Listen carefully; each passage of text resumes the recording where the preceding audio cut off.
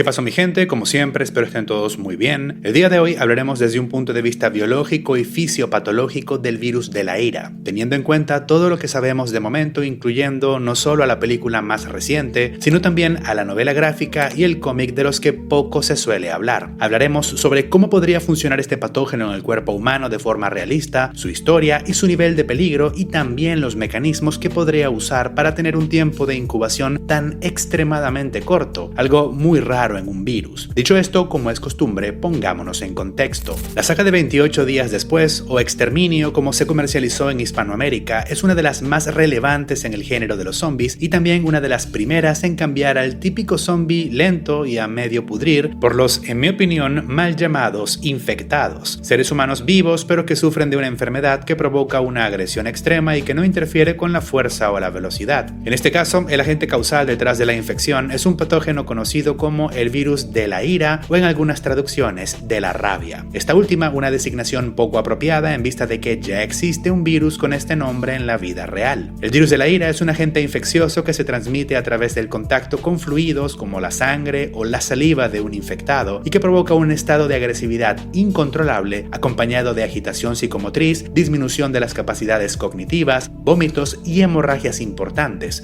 Y por lo que podemos ver en 28 años después, parece ser que este patógeno o variantes del mismo también son capaces de inducir cambios en el perfil hormonal de sus víctimas, algo que veremos más adelante. En lo que se refiere a su origen e historia, esto es algo que podemos ver en mayor detalle en la novela gráfica. El virus de la ira fue creado en un laboratorio en Gran Bretaña con el objetivo inicial de convertirse en una terapia o en una solución para los comportamientos violentos y agresivos, particularmente dentro de la población criminal del país, una especie de lobotomía microbiológica. Fue pensado con la capacidad de ingresar y atacar las zonas del cerebro responsable de los comportamientos violentos como una posible solución para el crimen. Por alguna razón que no queda del todo clara, a alguien en este equipo de investigación se le ocurrió la grandiosa idea de usar como patógeno base para crear al virus de la ira, no al sobreexplotado virus de la rabia, sino nada más y nada menos que al ébola. Un virus que, si bien puede acceder con relativa facilidad al cerebro, también es ampliamente conocido por su elevadísima letalidad y por su capacidad para provocar un síndrome hemorrágico bastante cruento, una característica que también parece haber heredado el virus de la ira. Lamentablemente para el mundo, un prototipo no funcional de este patógeno terminaría por ser liberado en el Reino Unido debido a la intervención de un grupo defensor de los derechos de los animales. Experimentar con animales puede ser todo lo reprochable que se quiera, pero liberar chimpancés de sus jaulas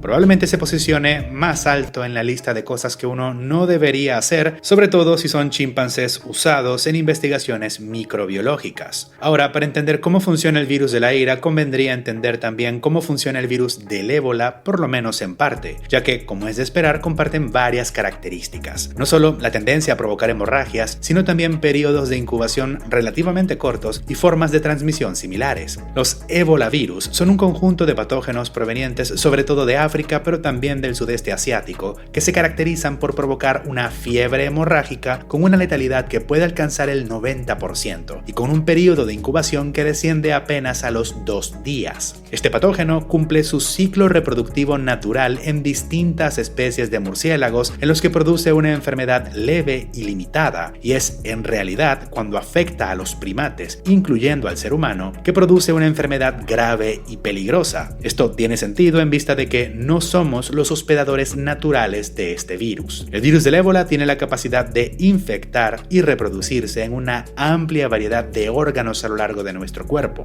que van desde los testículos hasta el cerebro, pasando incluso por las células del intestino. En ciertas partes del cuerpo con privilegios inmunitarios, como precisamente el cerebro y los testículos, el virus del ébola puede permanecer viable incluso por meses, y quizás fue por esta razón que fue escogido como el patógeno base para la creación del virus de la ira, un agente diseñado con el fin de producir cambios duraderos en el cerebro para regular la violencia y la agresividad. Pero volviendo al ébola, lo que hace que este virus sea un patógeno tan letal y peligroso es su capacidad para infectar y activar un tipo de células defensivas conocidas como macrófagos. Los macrófagos son de las células del sistema inmune más poderosas y ampliamente distribuidas en nuestro cuerpo. Estos sirven al mismo tiempo como un servicio de limpieza, devorando o fagocitando a células viejas o dañadas, mientras que al mismo tiempo también constituyen una de nuestras primeras líneas de defensa, fagocitando también a prácticamente cualquier microorganismo que ingrese a nuestro cuerpo. Pero además, los macrófagos poseen la capacidad de producir todo un grupo de sustancias conocidas como citocinas, que sirven como mensajeros químicos para activar y coordinar la respuesta inmunitaria. Y aquí yace el problema. Cuando el virus del ébola infecta a los macrófagos, les obliga a producir una gran cantidad de citocinas, llevando a que el sistema inmune entre en un estado de actividad anómala y excesiva. Este virus conduce a lo que se conoce como una tormenta de citocinas, que es la principal razón detrás de los daños graves que puede producir, pero que además también nos podría ayudar a explicar los síntomas del virus de la ira, así como el corto periodo de incubación que vemos en los infectados. Y me explico. En una tormenta de citocinas, el sistema circulatorio se torna inestable. Los vasos sanguíneos de nuestro cuerpo no solo se dilatan en exceso, sino que además entran en un estado procoagulante. Para ponerlo de forma sencilla, el ébola, a través de las citocinas que obliga a producir a los macrófagos, lleva a que nuestros vasos sanguíneos se tornen pegajosos y llenos de filtraciones, lo que facilita la formación de trombos y coágulos dentro de la propia circulación. Tener pequeños coágulos circulando en la sangre lleva a múltiples microinfartos a lo largo de todo el cuerpo, que pueden producir dolor y alteraciones neurológicas, como convulsiones y trastornos en el movimiento y el comportamiento que de hecho podemos ver en los periodos iniciales de la transformación. Pero además, la formación de todos estos coágulos dentro del sistema circulatorio lleva a que se agoten las proteínas y los componentes celulares que el cuerpo necesita para seguir coagulando la sangre. Ocurren dos cosas al mismo tiempo: una coagulación intravascular diseminada, que es lo que acabamos de describir y en la que se forman muchísimos coágulos, y a expensas de esto, el cuerpo pierde los recursos que necesita para coagular la sangre. Ocurre también lo que se conoce como una coagulopatía por consumo, que lleva a las hemorragias difíciles de controlar que vemos no solo en el ébola, sino también en los infectados por el virus de la ira. Para resumir todo esto, lo que ocurre es sencillamente que el cuerpo produce tantos coágulos que finalmente pierde su capacidad para la coagulación, lo que lleva a las hemorragias.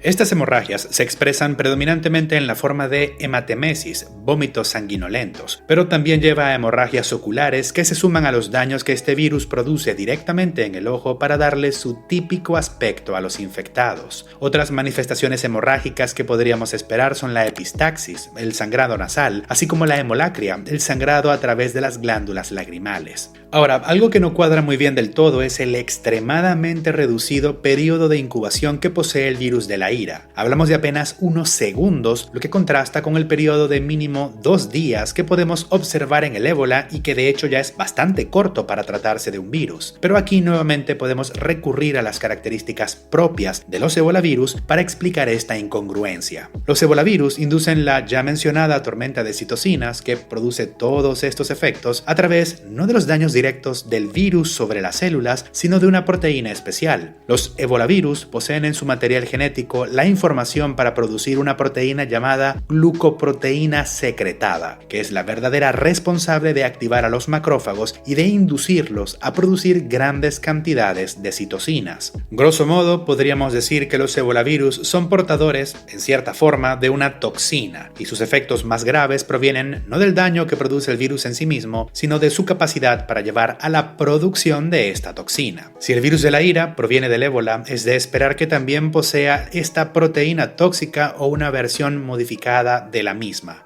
Y lo único que necesitaría para inducir signos y síntomas casi inmediatos es que las partículas virales se empaqueten con una concentración lo suficientemente alta de esta proteína tóxica como para hacer efectos inmediatos. Y de hecho ni siquiera serían necesarias grandes cantidades de esta toxina en el interior de las partículas virales. En realidad conocemos proteínas tóxicas que son capaces de provocar la muerte de una persona en dosis de apenas nanogramos. Hablo particularmente de la toxina botulínica, una una proteína que es al mismo tiempo la sustancia más tóxica conocida por la ciencia. Esta modalidad de enfermedad infecciosa, en la que los daños no se deben solamente a la colonización por un agente patogénico, sino también a las toxinas que éste porta, se conoce como una toxi-infección, y es algo más propio de bacterias como el Clostridium botulinum, que produce la ya mencionada toxina botulínica, pero también del Clostridium tetani, que produce el tétanos, o la Neisseria meningitidis, que produce la meningococcemia. De todas estas enfermedades ya he hablado en mi canal principal en caso de que les interese. Lo importante es que las toxi-infecciones existen en la vida real y son precisamente de las enfermedades con menor periodo de incubación que existen, particularmente en el caso de la meningococcemia, que puede llevar a la muerte en apenas horas. Ahora, la capacidad del virus de la ira para inducir un comportamiento violento y extremadamente agresivo podría deberse a que fue modificado precisamente para interferir con las partes del sistema nervioso que se encargan de esta clase de cuestiones, específicamente el sistema límbico. Sería difícil precisar exactamente los mecanismos detrás de esto, pero podríamos atrevernos a señalar al hipotálamo como la estructura afectada directamente por el virus. Y esto se debe a que este no solo regula parte del comportamiento, incluyendo la agresión, sino también el funcionamiento de múltiples hormonas en nuestro cuerpo, lo que nos lleva a lo que podemos ver en la más reciente película, el surgimiento de distintas variantes de infectados con distintas características físicas e incluso modos de vida, y creo que podríamos separar a estos infectados en dos perfiles hormonales principales, los de predominio gonadotrópico y los de predominio corticotrópico. En el caso de los infectados con predominio gonadotrópico, el virus, al atacar al hipotálamo, llevaría a una producción aumentada de una hormona llamada gonadorrelina, producida por el propio hipotálamo. La gonadorrelina es una hormona que regula a las hormonas reproductivas, tanto en hombres como en mujeres. Los detalles de esta regulación se escapan del alcance de este video, aunque en mi canal principal tengo 2 videos relacionados a este tema en caso de que les interese. Pero podríamos decir sencillamente que unos niveles elevados de gonadorrelina pueden llevar a unos niveles elevados de testosterona en hombres y de estradiol en las mujeres. Unos niveles altos de testosterona a su vez podrían explicar por qué la última película también es conocida como 28 centímetros después, además de, por supuesto, la más que evidente fortaleza física del alfa. La testosterona es un esteroide anabólico androgénico que puede producir, entre otras cosas, un incremento marcado en la masa muscular e incluso en la agresividad, así como hiperplasia genital, mientras que, por otro lado, unos niveles elevados de estradiol podrían explicar la fertilidad y la capacidad para mantener un embarazo en las mujeres teóricamente infectadas con un virus peligroso y que viven en condiciones que no son particularmente conducentes a la reproducción humana. Por otro lado, en el extremo opuesto de los infectados tendríamos a aquellos con predominio corticotrópico, que en lugar de producir gonadorrelina, tendrían unos niveles elevados de otra hormona llamada corticorrelina. La corticorrelina es una hormona también producida en el hipotálamo que se encarga a su vez de regular a las hormonas del estrés de nuestro cuerpo.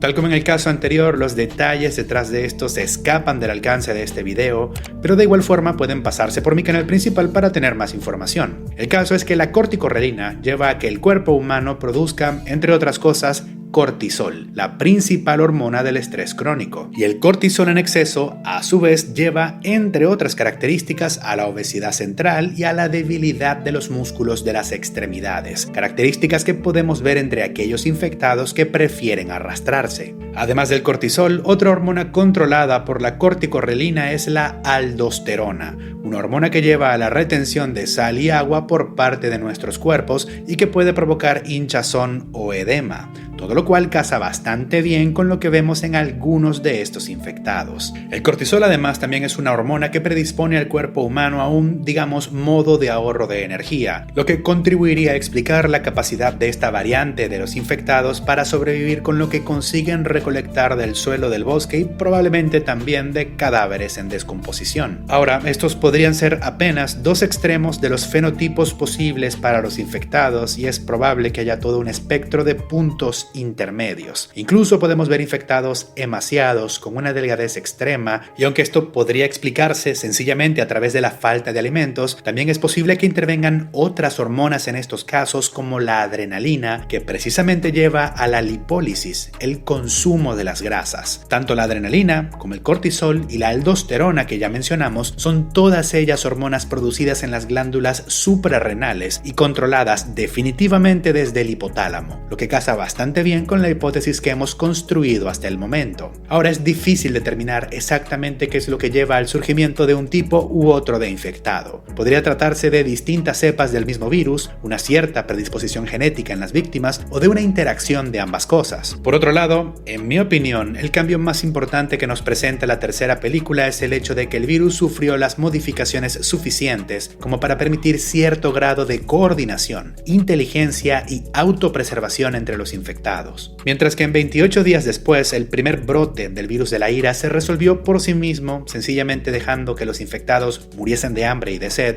En la última entrega, las distintas poblaciones de infectados son capaces de alimentarse a expensas de distintas fuentes de alimento y además buscan fuentes de agua para mantenerse hidratados. Ahora son poblaciones sostenibles, difíciles de eliminar completamente y que no van a desaparecer o morir de hambre o deshidratación. Incluso pueden reproducirse unos con otros, y aunque parece que el fruto de estas uniones es un ser humano normal, es difícil garantizar esto al 100%. Podría ser, por ejemplo, una cuestión de probabilidad. Extrapolando esto a otros virus, en casos de infección por VIH no controladas, una madre puede transmitirle el virus a sus hijos durante el parto, no en todos los casos, sino en aproximadamente un 20%. De ser esto así con el virus de la ira, esto dejaría implícito que este patógeno no puede transmitirse de forma vertical o congénita a través de la placenta. Por otro lado, podría ser que la descendencia de dos infectados tenga cierta tolerancia a la infección o a sus efectos, o que los bebés se infecten posteriormente,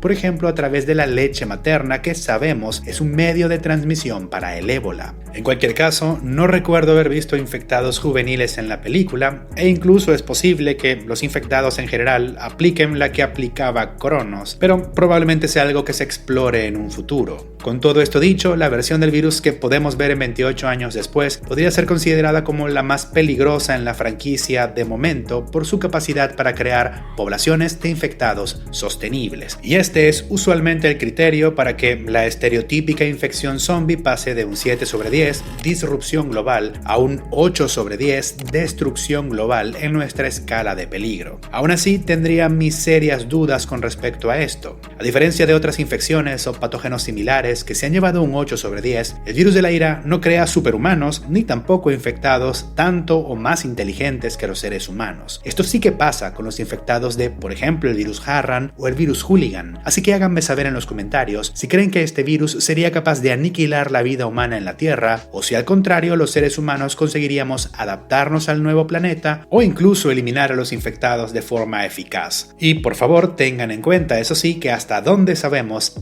hay personas con capacidad de desarrollar inmunidad a la infección. Dicho esto, si les gustó el video, consideren apoyarme en Patreon y en la sección de miembros del canal. También pueden darle de comer al algoritmo con un comentario para que recomiende mi contenido. Ahora sí, yo me despido y nos vemos en el siguiente video.